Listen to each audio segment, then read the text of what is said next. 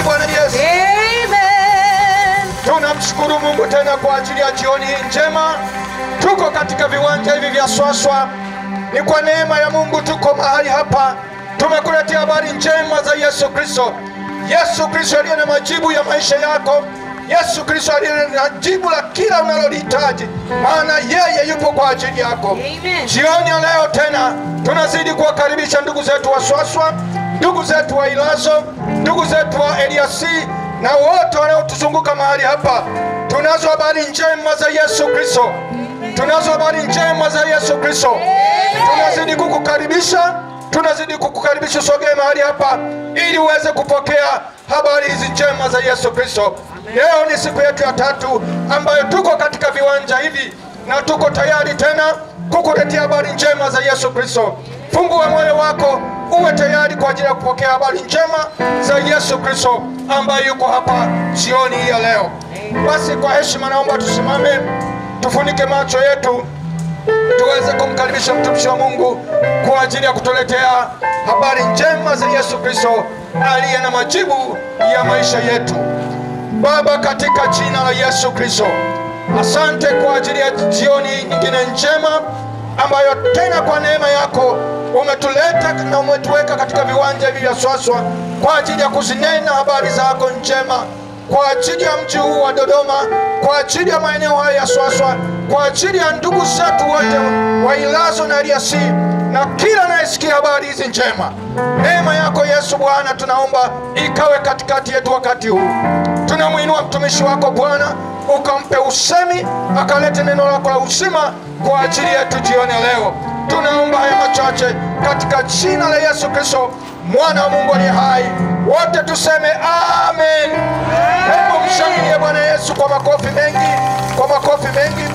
Asante waimbaji wetu, Mungu awabariki. Karibu mtumishi wa Mungu. Haleluya. Haleluya, haleluya. Haleluya watu wa Swaswa. Haleluya watu wa Mungu wa Dodoma. Haleluya watakatifu wa Dodoma. Haleluya tena. Ninawasalimu katika jina la Yesu Kristo. Na nina furaha tena kuwa mmojawapo wa watu ambao wanamtangaza Bwana hata sasa. Amen. Lakini ninamshukuru Bwana Yesu kwa ajili ya mtumishi wa Mungu mchungaji Emmanuel pamoja na mke wake mchungaji Catherine. Amen. Na yeye pia ni mchungaji. Tunaposema mchungaji, na yeye pia Bwana amemtumia na kumpaka mafuta kwa ajili ya nyakati za mwisho. Bwana Yesu apewe sifa. Mimi jina langu ninaitwa Enoki, ni mtumishi wa Bwana hapo Chemchemi za Uzima Elia A. Tupende kuwakaribisha watu wote, karibuni sana. Wakati wa jioni nitapenda tusome maneno ya Mungu. Kama una Biblia yako ufungue kitabu cha Mathayo sura ya 27 na mstari wa 62. Haleluya. Mathayo 27 mstari wa 62. Tuone hapo, tutapata jambo la kujifunza jioni ya leo na litatusaidia sana. Haleluya. Mathayo 67, Mathayo 27 na mstari wa 62. Basi nitalisoma neno la Bwana katika jina la Yesu. Biblia inasema, hata siku ya pili ndiyo hiyo baada ya maandalio, wakuu wa makuhani na Mafarisayo wakamkusanyikia Pilato wakisema, Bwana, tumekumbuka yule mjanja alisema alipokuwa akali hai, baada ya siku 3 nitafufuka.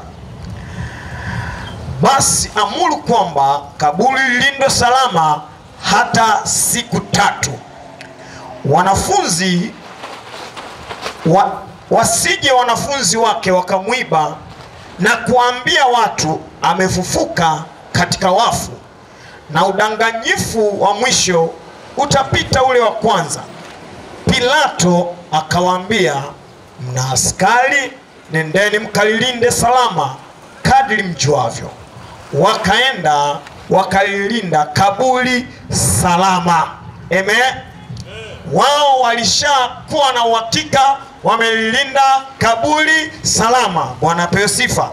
Na kulitia lile jiwe muhuri pamoja na wale askari walinzi. Twende sura ya 28. Amen. Baada ya kuwa wamelilinda salama, tuone nini kinatokea sura ya 28. Amen.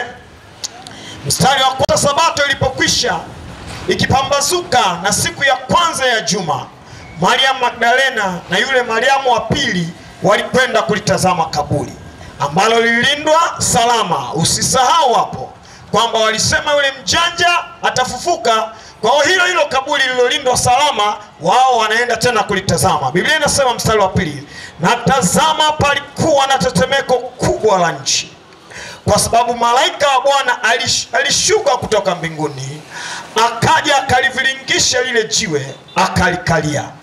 Na sura yake ilikuwa kama umeme na mavazi yake meupe kama theluji. Na kwa sababu ya kumwogopa wale walinzi sasa ambao walilinda salama. Amen. Tuko pamoja? Wale walinzi ambao walilinda salama, Biblia inasema, na kwa sababu ya kumwogopa wale walinzi wakawa kama wafu. Amen. Wakawa kama wafu. Malaika akajibu akamwambia wale wanawake, msiogope ninyi, kwa maana najua mnamtafuta Yesu aliyesulubiwa. Hayupo hapa, kwani amefufuka kama alivyosema. Njooni mpatazame mahali alipolazwa. Nani nyendeni upesi mkawaambia wanafunzi wake, amefufuka katika wafu. Tazama, awatangulia kwenda Galilaya, na ndiko mtakapomwona. Haya nimekwisha kuambia. Bwana Yesu asifiwe sana. Sitasoma kichi kipengele, nitanukuu kidogo ili niunganishe neno langu. Kitabu cha waraka wa kwanza wa Yohana sura ya 3 na mstari wa 8. Biblia inasema alidhihirishwa apate kuzivunja kazi za ibilisi. Sasa nimechukua kipande ninachokitaka hapo kwenye kitabu cha Yohana ambacho nitakitumia. Nataka nikurudishe nyuma kidogo ili tuende pamoja tuone namna ambavyo Mungu alipomuumba mwanadamu alimkusudia nini.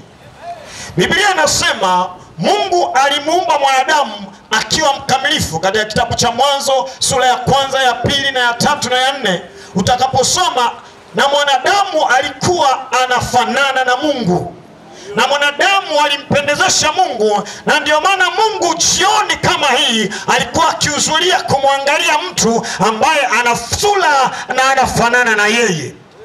Bwana Yesu asifiwe sana. Na ilikuwa ni desturi ya Mungu huyo kutembelea hiyo bustani, kwa sababu kulikuwa na mtu ambaye ni rafiki yake na wanafanana. Wanapokuwa wanafanana, anakuwa anafurahi sana akimuita Adamu katika hiyo bustani ya Edeni. Lakini hili swala halikumfurahisha shetani, halikuwa zuri kwake. Utanielewa taratibu, unaweza kuwa na kupoteza lakini utanielewa tu. Amen. Halikuwa zuri. Akatafuta namna ambayo anaweza kuwafarakanisha Mungu na mwanadamu kwa njia ambayo wanadamu wataonekana hafai tena kwa Mungu. Bwana Yesu apewe sifa. Na kwa bahati nzuri alifanikiwa. Haleluya. Akawatenganisha wanadamu na Mungu. Na Biblia inasema Mungu akamfukuza Adamu ambaye alikuwa ametenda dhambi, akamtoa katika bustani ya Edeni. Lakini kuna kitu fulani hapo kahuruma sana na kaajabu. Ninakumbuka nilipokuwa mdogo sana, nina picha zangu za utotoni, zingine zina makamasi, zingine zijavaa nguo vizuri, lakini bado nazitunza. Najiuliza kwa nini nazitunza zile picha hadi sasa, kwa sababu yule kwenye picha ndiye mimi hata kama nilikuwa mtoto mdogo. Bwana Yesu asifiwe sana. Mungu naye akakumbuka ya kwamba yule Adamu anafanana naye na alimuumba kwa sura na mfano wake, asingeweza kumwacha. Biblia inasema kitu cha kwanza Mungu alichofanya, alimtengenezea mavazi ya Adamu kumstiri kwa sababu anafanana naye. Bwana Yesu asifiwe sana. Na hatua ziliendelea, mwanadamu akitafuta namna ambavyo anaweza kusogea karibu na Mungu. Biblia inasema kwamba wanadamu walijitengenezea namna wanaweza kumsogelea Bwana, wanaweza kumsogelea Mungu kwa kutoa sadaka, kwa kutoa kila vitu ambavyo waliona wanaweza kumsogelea Mungu, lakini bado hawakuweza kumsogelea vizuri. Bwana Yesu asifiwe sana. Niposa sasa Mungu baada ya kuona jitihada zote za mwanadamu anautafuta uso wa Bwana japo alikuwa amekosa. Biblia inasema ya kwamba Bwana na jeshi lake lote la mbinguni na malaika na vikao huko wakatafakari tena namna wanaweza kurejesha uhusiano wa mwanadamu na Mungu tena na kumrejesha katika ile heshima yake ya kwanza. Haleluya, haleluya. Wakakaa wakatafakari, wakaona tumtume nani. Unajua, kabla ya hapa kukaa, Biblia inasema katika kitabu cha Warumi sura ile ya 6 ya kwamba mshahara wa dhambi ni mauti. Kwa hiyo Adamu alichokuwa anasubiria, alikuwa anasubiria mauti, alikuwa anasubiria hukumu, alikuwa anasubiria kutengwa na Mungu milele. Bwana Yesu asifiwe sana. Lakini mwanadamu huyo katika jitihada zake za kumtafuta Bwana, na Bwana anaona tena kwamba mwanadamu bado anamhitaji Bwana, mwanadamu bado anamhitaji Mungu. Haleluya. Biblia inasema wakakaa tena mbinguni, wakatafakari na kuona tunawezaje kumrudia tena mwanadamu mwenye picha na sura yetu. Bwana Yesu apewe sifa. Nasikia kwenye Biblia kwamba kule kwenye nchi ya Ethiopia kuna Waisraeli ambao walikwenda kupitia ule mama alienda kumtembelea mfalme Sulemani. Waisraeli bado wanaofuatilia ndugu yao zao kule. Bwana Yesu apewe sifa. Hata wale ambao kwa bahati mbaya mlitembelea huko nchi za mbali na mkazaa, mtafuatilia watoto wenu huko. Na ndivyo Mungu alivyofanya. Aliamua tena kumfuatilia mwanadamu. Hapa safari hii anamleta mwanae mpendwa Yesu Kristo aje amkomboe mwanadamu na kumrudisha tena katika uhusiano ambao mwanadamu huyo aliupoteza. Haleluya. Biblia inasema akazaliwa. Alivyozaliwa katika mwanadamu, katika hali ya binadamu. Ukumbuke tena mchungaji Gilead alianza na hii story. Akasema hivi, kwa Musa waliamriwa watoto wote wa kiume wauawe. Shetani alijaribu kuzuia mpango wa ukombozi kwa mwanadamu, akifikiri pia anaweza na kumuua Yesu.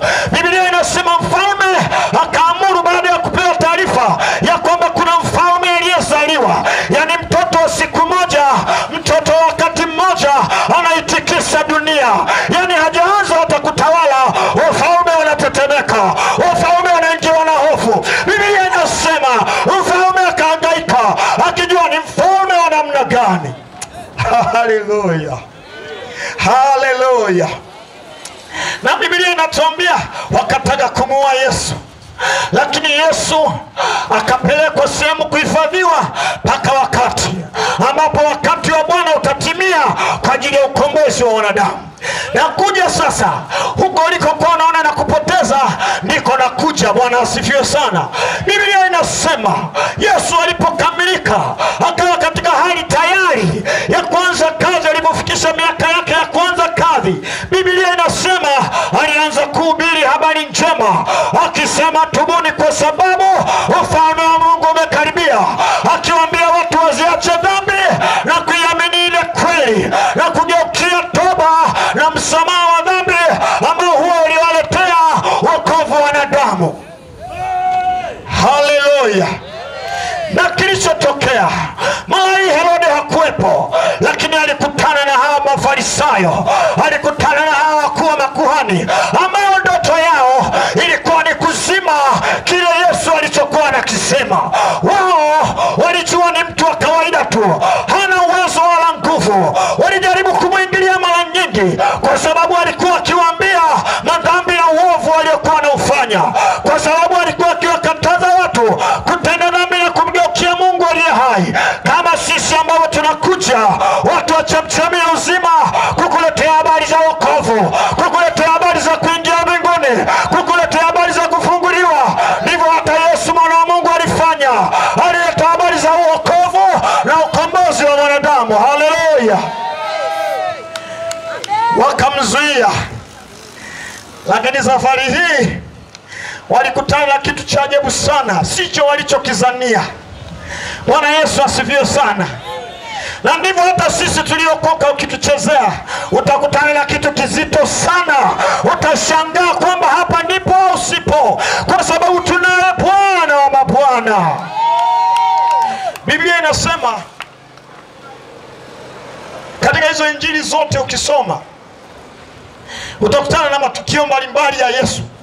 Mara wanamzuia kwenye mikutano, mara wanamzonga, mara wanamzuia injili isubiriwe, mara wanataka kumsukuma kwenye mabonde, na mambo mengi ambayo walifanya. Wao walifikiri wanapambana na mwanadamu wa kawaida, hawakujua uweza ulio ndani ya Yesu. Biblia inasema tena, wakafanya figisu zao, wakafanya fitina zote. Unajua muuaji Baraba alikuwa na title kubwa sana, yani yule hakuwa hata na sifa, lakini Biblia inasema waka exchange, yani mwizi na mtu ambaye ni mwana wa Mungu, waka exchange, huyu afe huyu atoke. Lakini kumbe ndio ulikuwa wokovu wake yule bwana. Haleluya. Yesu kabla ya kufa alimwokoa mtu mwingine wa mwisho kabla ya kufa kwake. Haleluya. Biblia inasema wakamchukua, wakamtesa, wakamsulubisha. Bado hawajua wanasulubisha nani, bado hawajajua wanayemsulubisha, maana uweza hujidhihirisha wakati wa mwisho. Nguvu sisi tunazipata wakati wa mwisho, nguvu tunazipata wakati umechoka mwisho, na mngojei mwanzo, tumaini unalipata mwisho. Haleluya. Haleluya. Jana wakati nasoma ili andiko nikaanza kucheka mwenyewe. Alafu wenzangu wanashangaa nacheka nini? Nikanyamaza tu nisije nikavujisha. Bwana asifiwe sana. Nisije nikavujisha kitu nataka kufundisha. Bwana Yesu asifiwe sana. Walimsulubisha, wakamzika. Bwana Yesu asifiwe sana. Lakini wakati wamemzika, najaribu kujiuliza, walikaa tena wakatafakari, yani hii maiti bado wanaifuatilia maiti, wameshaizika, amepoteza tena, hana kitu tena. Labda alivyokuwa mwanzo angeweza kuwamobilize watu tena, mtu ameshakufa, hana tena cha kufanya. Lakini kuna lijamali moja lenye akili likakumbuka maneno Yesu alishaye kuyasema hapo nyuma, na tena likajithibitishia kwamba sisi ni wajinga kuliko huyu aliyesemaga. Huyu maiti amekaa hapa, amelala leo, lakini ana akili. Alisema alipokuwa hai ya kwamba siku ya tatu nitafufuka, ya kwamba siku ya tatu nitatangazia ulimwengu ya kwamba nguvu ya ufufuo itakuja. Biblia inasema hili jamaa likashtuka. Haleluya. Haleluya. Likasema, jamani tuweke na tahadhari kwamba tulinde hili, kwa sababu wanaweza wakaja wakamwiba. Yani unajua alisema wanaweza wakaja kumwiba, wakamtoa kwenye kaburi, sio wakamfufua, wakamwiba, alafu wakapita wanatangaza mtaani kwamba amefufuka. Yani sisi tuhangaike na Yesu mwenye uweza tumwibe, wakati ana uwezo wa kujifufua mwenyewe. Haleluya. Biblia inasema wakamwambia, Bwana tunaomba tupe vitu vyote vya ulinzi na silaha zote. Biblia inasema akawaambia, mnavyo, lilindeni vema. Vema maana yake ni kiwango cha mwisho cha ulinzi ambacho mtu mwingine hawezi. Askari wote wekeni. Tena Biblia imesema lindeni vyema, ili wanafunzi wasiibe, udanganyifu usije. Sasa wao wanafikiri wanacheza na mtu wa kawaida. Biblia inasema ile Jumatatu asubuhi, pamoja na mihuri yao, pamoja na vitu vyote walivyoweka na maskari, kuna wakati mmoja nimesha kukumbwa na kimbunga fulani hivi. Nilikuwa nimeenda kwenye maisha ya utafutaji, na hicho kimbunga kikapita. Kile kimbunga kilivyokuja hakikutupa taarifa kama kinakuja.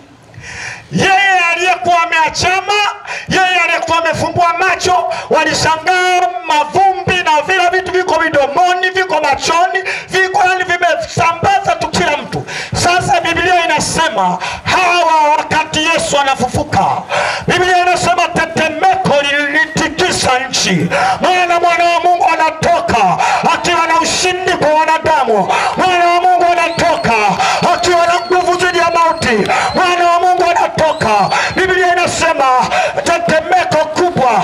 Sasa Biblia inatupatia na majibu, wakawa kama wamekufa. Sasa umeweka wafu walinde kaburi. Ndugu yangu, unataka kujilinganisha uwezo alionao Yesu na wewe? Biblia inasema wakawa kama wamekufa, wamepoteza uhai. Wengine nafikiri kulingana na ile tetemeko walirushwa huko kwa sababu ilikuwa sio ya kawaida. Hiyo ndio nguvu alionayo Yesu. Akifufuka leo katika maisha yako, atatetemesha kila kitu. Atatetemesha mapepo, atatetemesha kila kitu, kwa sababu tunayemhubiri ni Bwana wa mabwana. Haleluya, haleluya. Ningekuwa mimi ni askari, ningefanya kama wale watu wa Musa. Unajua walifanyaje? Walimwahi Musa kabla Mungu ajaje, wakamwambia Bwana zungumza naye huko. Na mimi ningekuwa askari nikazihisi hizi ni dalili za tetemeko, labda wengine walivunjika miguu, ningejitoa mapema. Na wala kwenye kile kikao tusingesikiliza ushauri wa ule bwana mjanja, kwa sababu alikuwa anatuingiza shimoni. Haleluya. Unajua kuna nguvu katika jina la Yesu. Tunapolitamka jina la Yesu, linafanya mambo makubwa. Tunapolitamka jina la Yesu, linaponya magonjwa. Tunapolitamka jina la Yesu, linarudisha uhai, linarudisha nguvu, linarudisha afya. Orabashaka, linainua waliokata tamaa, linawafanya watu wengine kujua tunalotumaini katika Bwana. Na Biblia inatuambia na ndio ujasiri tulio nao, kwa sababu tumeona alivyofufuka, ya kwamba tukimwomba Bwana lolote sawa sawa na mapenzi yake atatupatia. Unajua tuliokoka tunalala sana, na unatuona tulivyovaa sio machizi. Bwana asifiwe sana. Ukimwangalia bishop na mabishop, mimi nikafikiri leo wameshuka na ndege fulani, kumbe tu ni katika pitapita zao za kawaida tu. Haleluya, haleluya. Tunapokuja kukuambia habari za Yesu, tuna uhakika ya kwamba alichotutendea kinaweza kukusaidia mtu wa leo. Tuna uhakika ya kwamba anaweza kukutoa katika hayo mateso. Ile nguvu ambayo ilimfufua Yesu katika wafu yaweza kukukomboa, yaweza kukutoa katika kila linalokutesa. Ipo nguvu ya Yesu ambayo haihitaji fedha, ambayo haihitaji kitu chochote. Yupo Bwana kukukomboa leo. Haleluya. Wakati namalizia, sasa walisema eti wanafunzi ndio watazidisha, watavumisha uongo. Ukiendelea pale chini wanakutana tena vikao. Bwana sio sana. Wanapokutana kikao wanasema bwana ni kweli amefufuka. Amesafufuka jamani, yale mambo tuliyowathibitisha, niliwaambia amefufuka. Sasa tufanyeje? Unajua yule mama si alipewa hela za kunyonyesha mwanae, askari wakapewa hela tena. Fungu lingine la pili kwamba tunawapa nyinyi askari, nyesi ndio mlilala lindo, mnajua mtasema na mtakachokisema tutakiamini. Nyinyi ndio mseme uongo, sio wanafunzi waseme uongo. Nyinyi ndio mseme uongo ya kwamba sisi tulilala. Haleluya, haleluya. Museme hivi, tulipokuwa tumelala Sasa mimi najiuliza, walinzi wanalalaje? Askari hawa wanalalaje? Na unasema mbele ya bosi wako nilipokuwa nimelala. Kuna bwana mmoja, hizo nilisikia hizo stories zamani.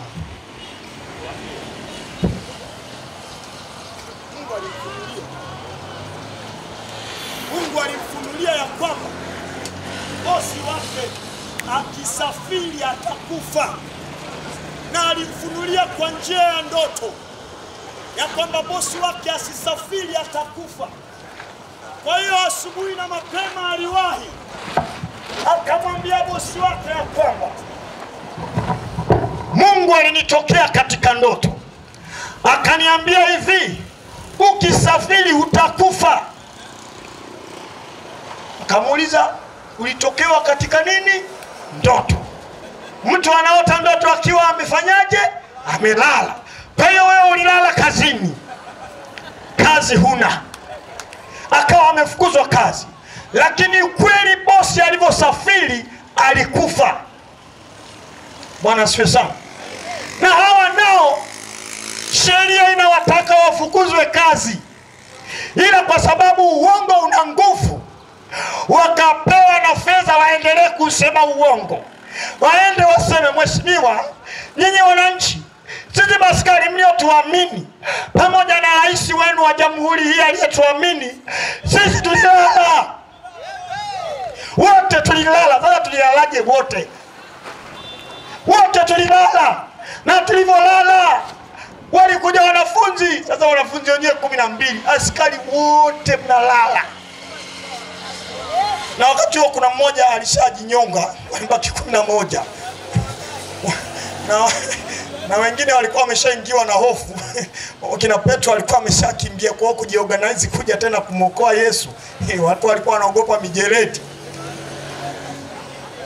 Biblia inasema wakasema uongo, na ile habari ikaendelea. Lakini Biblia inasema tena Mariamu alipoenda kaburini, akaenda kulitizama kaburi, malaika anamwambia yeye, malaika asemi uongo, anamkumbusha, mnakumbuka aliwaambia siku ya 3 atafufuka, nendeni tena kule ambako tulikubaliana, na alikubaliana na nyinyi ya kwamba atawatokea huko. Biblia inasema wanafunzi wa Yesu wakakusanyika. Walivyokusanyika tena, Yesu akawatokea wengine njiani, akawatokea wengine, akaumega mkate. Habari za Yesu zikaenea kwa ule muda kwamba amefufuka, na uongo wa wote ukaisha. Haleluya! Hata kama watasema uongo, hautakuwa na nguvu juu ya Yesu. Maneno aliyokutamkia biashara yako itakufa ni uongo, hauna nguvu juu ya Yesu. Mambo aliyokutamkia ya kwamba uchumi wako na wa ugonjwa utakuua, haina nguvu kwa Yesu. Nakumbuka wakati mmoja nilienda kumtembelea mama yangu, na nilivyoenda kumtembelea nilikuwa najisikia vibaya sana. Na mama kwa ule upendo alionao, bado ananipenda katika umri huu wa miaka hii, akanipeleka hospitalini. Na alivyonipeleka hospitalini, wakaniingiza kwenye vipimo vingi sana. Walivyonipima wakatoa yale majibu, wakawa wanatoa na yaangalia. Jibu la kwanza wakaniambia, una tatizo kwenye kichwa chako, kwa baada ya muda si mrefu utakuwa kichaa. Nikamwambia hilo sio, ni uongo. Nikamwambia nitakuwa kichaa. Kichaa ni mimi au ni nyinyi? Wakaniambia na lingine, nikamwambia hilo sio. Sasa kosa moja, yale ya mengine, la kwanza lilikuwa kubwa. Kwa hayo yaliyokuja madogo madogo, nikaona kama kubwa sio, haya ndio sio kabisa. Watu hawajafahamu uweza ulio katika jina la Yesu. Watu wa Swaswa tumewaletea habari njema. Yesu wetu tunayemtangaza ana nguvu juu ya mauti, ana nguvu juu ya mapepo, ana nguvu juu ya kila kitu. Na tukaona hatuwezi tukakaa nalo hili jambo peke yetu mioyoni mwetu. Hatuwezi tukakaa pale chemchemi za uzima penye jengo zuri na wazazi hawa wazuri. Tukaona ni vema tuje tushirikiane na wewe, na tukwambie juu ya Yesu tuliye naye, kwamba ana upendo, kwamba anakupenda na anataka hilo jambo, anataka kutoa katika hiyo changamoto. Yawezekana ni mambo ya uchumi, yawezekana ni mambo ya ndoa. Wamesema utaachika, hautaachika katika jina la Yesu. Wamesema utamwacha, hautamwacha kwa jina la Yesu. Bwana akiwa upande wetu, ni nani aliye juu yetu? Ni nani aliye juu yetu? Yeye ambaye alimwachilia mwanae kwa ajili yetu, nani atakayesimama? Na ndio maana tunataka na wewe mtu wa Swaswa, na wewe mtu wa Dodoma, umpokee huyu Yesu tuliye naye. Unajua, kuna wakati mmoja nilivyokuwa mdogo sana, tulijenga nyumba zamani kule Dar es Salaam. Kwa hiyo tuliuziwa na wenyeji wa kule wa Zalamu. Kwa hiyo Dar es Salaam, si mnajua madirisha yanapumuliana, yani unaweza kashangaa hata choo kinapumuliana na nyumba ya mtu. Yani mtu akitoka anatokea chooni kwa mtu. Ndio viwanja kule vinauzwa. Nyinyi huku mna neema, tena mnunue viwanja vikubwa, miaka inakuja mtakuwa na nyewe mnapumuliana. Sasa siku hiyo nimelala usiku, nasikia binti mmoja ananigwa na mapepo. Sasa dirisha letu la watoto wa kiume ndio liko na dirisha la huyo binti, anakabwa na mapepo, analia. Sasa zile kelele zinanisumbua. Nakumbuka tulikuwa na ng'ombe, kwa naenda kukata majani mbali, nimechoka. Narudi na masuala ya masomo na kazi za nyumbani. Sisi tulizaliwa watoto wa kiume wawili. Kwa hiyo tulikuwa kwanza, tulikuwa na mdada wa haraka haraka wa kutusaidia. Tulikuwa tunapika kila kitu na kufua na kufanya mambo yote. Sasa lile pepo linaloendelea kumniga, lilianza kumniga kidogo kidogo, nikafikiri nika style fulani. Ndio wanaanzaga hivyo. Lililokuwa linaendelea kunyonga. Sauti kazidi. Sauti ilivozidi linaendelea tukunyonga, makelele ya kazidi. Sasa dirisha letu na kwao sisi ndio hatulali. Ile kelele zikaendelea masaa mawili. Mateso yanatesa. Haya mambo mbona sisi hayatuhusu, lakini mbona ndio wanaotutesa? Bwana asiwe sana. Nikashikwa na hasira moyoni mwangu. Ile hasira ndio ilimsaidia yule dada. Haleluya. Kitu kikatoka ndani yangu chenye uweza na mamlaka, kama walivyotoa kina Petro na Yohana, wakakitoa kitu kinachowakolokocha. Nikamwambia yule dada, nikamwambia, wewe pepo unayemtesa huyo dada, kwa ajili ya usingizi wangu, nyamaza na umtoke kwa jina la Yesu.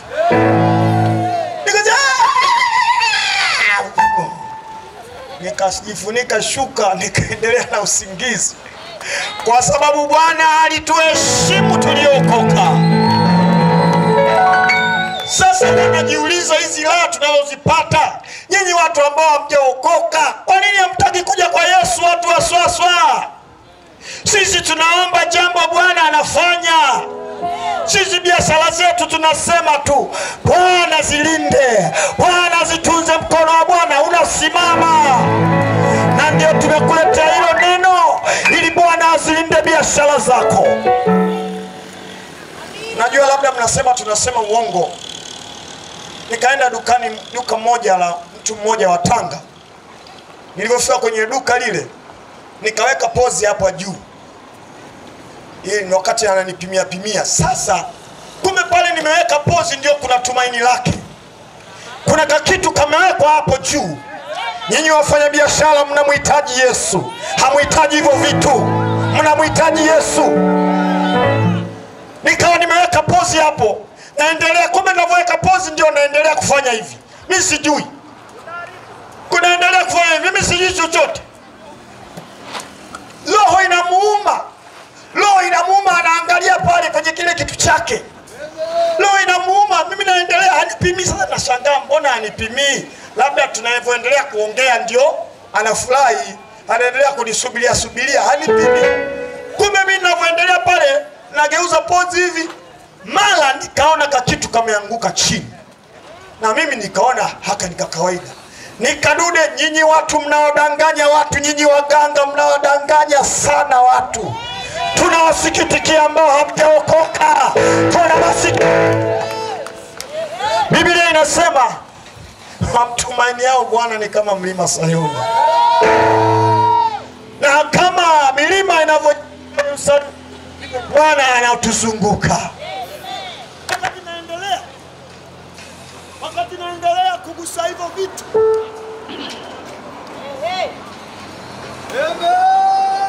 kile kitu kilivyoanguka, kilivyoanguka chini, kile kitu, nikaona ule mama amekunja uso wake, hana furaha tena, maana yuko ndani ya duka, kwa hiyo hawezi kutoka kwa haraka aje angalie. Sasa kilivyoanguka tena kikawa kiko chini yangu. Sasa sijui na kikanyaga. Na kanyaga. Sasa na kanyaga. Yule mama akasikitika sana. Nikaondoka. Lakini nikawa najiuliza, kwa nini nimeondoka? Huyu mama ana mahuzuni moyoni. Kwa nini hana furaha? Sikwenda bali nikatoka niangalie. Akaja akakiokota kitu alichokitumainia. Nimeshakikanyaga kimeharibika. Ana uchungu, anatafakari. Ameharibu kitu changu cha thamani. Ameharibu ulinzi wangu. Kumbe wewe ulinzi wako kwenye yale maandishi mekundu ambayo yamewekwa na tunywele, ambayo yamewekwa na vitu vingine. Ulinzi wetu katika Bwana wa majeshi. Haleluya. Ndugu yangu, usidanganyike.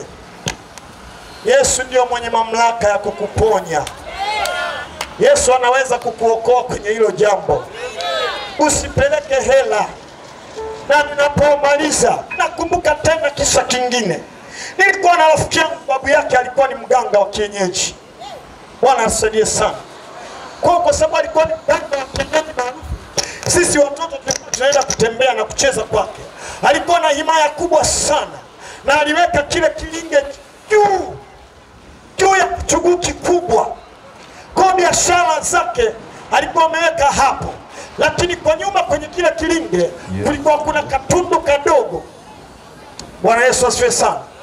Kale katundu kadogo, kazi ya kale katundu ni mteja akija anaambiwa maneno ambayo anaambiwa, halafu akitoa ile sadaka, yule kuku anachinjwa.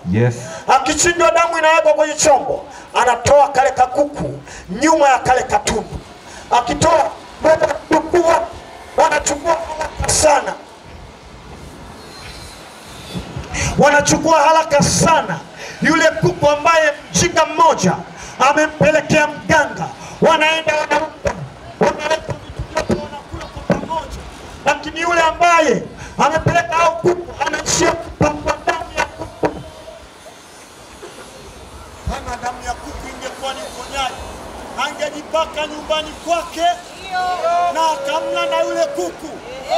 Mbona mganga yeye alimla yule kuku wa kumwachia yeye, amwambie nenda kamle? Ndugu zangu, mnadanganywa. Yuko Yesu ambaye hahitaji kuku. Yuko Yesu ambaye hahitaji chochote. Anakuhitaji wewe kama ulivyo. Na ana uwezo, anayo mamlaka. Na ndio maana kaburi alikuweza kumshika. Na ndio maana kuzimu haikuweza kumshika. Na ndio maana mauti haikuweza kumshika. Na yupo hapa jioni ya leo kukutangazia kwamba anakupenda, anakujali, anakutaka, akupa hiyo mamlaka ambayo yeye anasema. Na kitabu cha Mathayo anapoondoka anasema ya kwamba nimepewa mamlaka, na mamlaka inaiacha kwenu. Haleluya. Bwana Yesu asifiwe sana. Petro alihubiri ile siku Bwana. Alihubiri hiyo siku Petro alipojawa na nguvu. Alihubiri akaona hivi vitu. Sisi tunaendelea. Biblia tuambie ya kwamba katika yeye tunayotumaini, katika Yesu tunao uzima. Ndio maana na sisi tunataka wote wamwamini Yesu wawe na uzima, wawe na furaha kama tunayoipata, wawe na uzima tele katika Kristo Yesu. Amina. Bwana asifiwe sana. Na ndio maana tumeacha mali zetu, tumeacha wake zetu. Mimi na mke mzuri sana, Sijai kuona mwanamke, najaribu kuangalia Afrika Mashariki yote na Ulaya na Asia, sijaona. Lakini nimwambia kwa ajili ya Bwana utabaki, naye Mungu amempa ukuhani wa kuelewa. Yes, barikiwa sana. Amen. Mungu akupe hiyo neema mtu. Amen. Mungu akupe neema hiyo. Amen. Na wakati huu tunapomaliza, nikuombe usimame.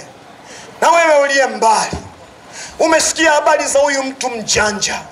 Kama wasomi wamemuita ni mjanja, kama mijitu yenye degree zao na maprofesa majitu ya zamani yaligundua Yesu ni mjanja, yakawaambia watu ya kwamba yupo mjanja ambaye atafufuka. Na wewe tunakushauri kimbilia kwa Yesu ambaye ni mjanja kutoa katika hiyo hali ulionayo, ambaye ni mjanja kukomboa katika hali ya mateso ulionayo.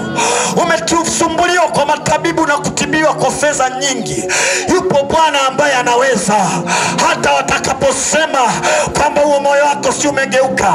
Nakumbuka mama yangu mzazi alishakwenda wakati mmoja, akaambiwa moyo wake una matundu na moyo umejaa mawe. Tukajiuliza haya mawe yanaingiaje kwenye matundu? Lakini wakati mmoja nikamwambia mama, niachie hiyo kazi ya kuyaondoa hayo mawe, niachie hiyo kazi ya kuziba huo moyo. Na alimuita Bwana wa mabwana. Bwana aliuziba huo moyo na kuondoa hayo matundu. Hakuna jambo la kumshinda Bwana Yesu. Ninaomba usogee mahali hapa. Haleluya. Bwana akupe neema ya kusogea, tupate kuomba jioni leo. Neema ya Mungu bado ipo. Yule mjanja bado yupo. Yule mjanja bado anatenda kazi. Yule mjanja bado yuko hapa. Sogea mahali hapa ili tupate kuzungumza na wewe, tukwambie namna ambavyo utakutana na mjanja. Ninapoita watu tusogee jamani, ni wakati wa neema. Ni wakati wa kumwona aliyefufuka katika wafu akitenda kazi katika maisha yetu, akiyafanya mambo ambayo hayawezi kufanyika katika wanadamu, akituliza dhoruba. Biblia inasema walipokuwa wamelala, upepo ukaja. Wao wenyewe Yesu alivyomwamsha wakajiuliza, wamewezaje kutuliza upepo? Upepo unasikia. Haleluya. Ramashakataya ramasa. Haleluya, haleluya. Tusogee watu wa Mungu. Ni sauti ya Mungu imenena katikati yetu. Ni habari za Yesu Kristo aliyekufa. Ni habari za Yesu Kristo aliyefufuka. Iko nguvu ambayo imemfufua Yesu katika wafu. Nikawa ninatafakari ya kwamba wako watu wengi mashuhuri ambao duniani wamepewa majina, ambao duniani walikuwa na sifa, lakini wamekufa. Hakuna ambaye amefufuka, lakini Yesu Kristo peke yake ndiye ambaye amefufuka katika wafu. Nasi tunataka kutangaza katika jioni ya leo ya kwamba Yesu Kristo amefufuka, ya kwamba Yesu Kristo amefufuka, ya kwamba Yesu Kristo yu hai, ya kwamba Yesu Kristo yu hai. Na ile nguvu iliyomfufua Yesu katika wafu iko katika viwanja hivi. Hiyo nguvu iliyomfufua Yesu katika wafu iko katika viwanja hivi. Na ile nguvu iliyokuja kama tetemeko ikaliviringisha lile jiwe, likawafanya wale askari ambao walibeba mituto wakaanguka wakawa kama wafu. Hiyo nguvu iko mahali hapa. Hiyo nguvu iko mahali hapa. Na kama ni nguvu iliyokuwa na uwezo wa kumfufua Yesu kutoka kwa wafu, hiyo nguvu iko mahali hapa. Inakwenda kuondoa kila changamoto iliyoko katika mwili wako. Inakwenda kuondoa magonjwa katika mwili wako. Inakwenda kukomesha mateso katika mwili wako. Inakwenda kuondoa kila changamoto kwenye ndoa yako, kwenye biashara yako, kwenye maisha yako. Hiyo inaitwa ni nguvu ya ufufuo. Huyo anaitwa ni roho uweza. Huyo anaitwa ni roho nguvu. Huyo anaitwa ni roho miujiza. Huyo anaitwa ni roho maajabu. Huyo anaitwa ni roho uponyaji. Yuko mahali hapa katika viwanja hivi katika jioni ya leo. Sogea mahali hapa mtu wa Mungu. Tunataka tumuite huyo Roho Mtakatifu. Tunataka tuite hiyo nguvu ya ufufuo. Iko tayari. Iko mahali hapa. Iko mahali hapa. Sogea hapa mtu wa Mungu, au mahali popote pale ulipo. Lakini kabla ya yote nataka kuomba na mtu ambaye anasema ya kwamba mimi namtaka huyo Yesu awe Bwana na Mwokozi wa maisha yangu. Sikiliza, alikufa msalabani. Alikufa kwa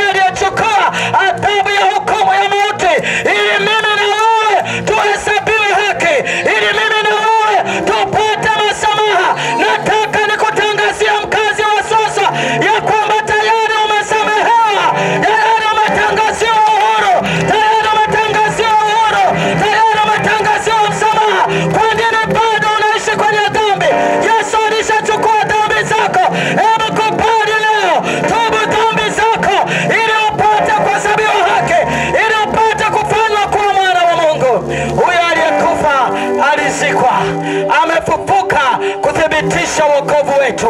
Kaburi halikumshika kwa sababu amelipia gharama kikamilifu. Haleluya! Amelipia gharama kikamilifu. Haleluya! Kaburi halikumshika, yeye yu hai. Ndio maana tuko mahali hapa kutangaza ya kwamba Yesu yu hai, na kama Yesu yu hai, watu wote wanayo haki ya kusamehewa dhambi. Haleluya! Sogea mahali hapa, mtu wa Mungu, hata mahali pale, popote pale ulipo, itikia kile Yesu amefanya pale msalabani, ili kwamba upate masamaha ya dhambi, ili kwamba upate kuhesabiwa haki. Na nini kinabaki? Nguvu ya ufufuo ipo katikati yetu kukutoa kwenye shida ulionayo. Mahali pale pale ulipo, hata kama ni dukani kwako, hata kama ni nyumbani kwako, unaweza ukafanya ukiri huu pamoja na sisi mahali hapa. Sikiliza mtu wa Mungu, nilitangulia kusema inawezekana tumekuja sasa kwa ajili ya mtu mmoja. Hii inatosha, maana hata mbinguni nasema ni furaha kubwa kwa ajili ya mwenye dhambi mmoja anapotubu. Inawezekana ni wewe leo unakwenda kuisimamisha mbingu, wanaenda kushangilia kwa sababu unakwenda kutubu. Hebu nyosha mikono yako miwili juu, nyosha mikono yako miwili juu. Haleluya, haleluya, haleluya. Yesu yu hai, amefufuka kweli kweli, ili sisi wanadamu tupate uthibitisho wa wokovu wetu. Mahali pale ulipo, unaweza kufanya ukiri huu pamoja na sisi ndugu zako ambao tumetokea chemichemi za uzima, kama alivyosema mtumishi wa Bwana. Tukasema hapana, tusikae na hiyo habari njema kama wale wakoma wakasema tusikae na hiyo habari njema, turudi twende mjini tukawaambia habari njema. Ndio maana tukasema tukulete habari njema ya kwamba tayari umeshasamehewa dhambi. Kubaliana na kile kilichofanywa pale msalabani. Sema maneno haya, utakapomaliza ukiri huu utakuwa umeshasamehewa dhambi, utakuwa umeshahesabiwa haki, utakuwa umeshakaribishwa katika familia ya wana wa Mungu. Sema na mimi mchungaji wako maneno haya. Sema, Bwana Yesu, sema, Bwana Yesu, mimi ni mwenye dhambi, na leo kwa hiari yangu, baada ya kusikia neno la Mungu, nimekubali kutubu dhambi zangu. Sema, Bwana Yesu, ninatubu dhambi zangu zote, ninaomba unisamehe. Napokea masamaha ya dhambi yaliyopatikana pale msalabani kwa wewe Bwana Yesu kumwaga damu yako. Sema, napokea. Sema, leo hii na kukataa shetani maishani mwangu, na kukataa kabisa. Sema tena kwa hakika, leo hii na kukataa shetani maishani mwangu, na kukataa kabisa. Nakubali Bwana Yesu uwe Bwana na Mwokozi wa maisha yangu. Sema, Bwana Yesu, karibu moyoni mwangu, upate kufanya makao. Sema, Bwana Yesu, naomba ulipute jina langu katika kile kitabu cha hukumu, ukaliandike leo katika kitabu cha uzima. Sema, asante Yesu kwa kuniokoa. Sema, asante Yesu kwa kuniokoa. Wapendwa watu wa Mungu, watamani kabisa, inawezekana umefanya sala hii kwa mara ya kwanza. Elewa ya kwamba umesamehewa dhambi zako. Na kwa nini umepata masamaha ya dhambi? Kwa sababu yuko aliyelipia gharama kikamilifu, anaitwa Yesu Kristo. Ndio maana leo umesamehewa dhambi. Hongera sana mtu wa Mungu, umechagua fungu lililo jema. Hongera sana mtu wa Mungu, umechagua uzima, umekataa mauti, umechagua wema, umekataa ubaya. Hongera sana. Wakati unaendelea kunyosha mikono yetu miwili juu, nyosha mikono yako miwili juu. Hata kama uko mbali, nataka nimwite mchungaji kiongozi wa kanisa la Chemichemi za Uzima ili aombe baraka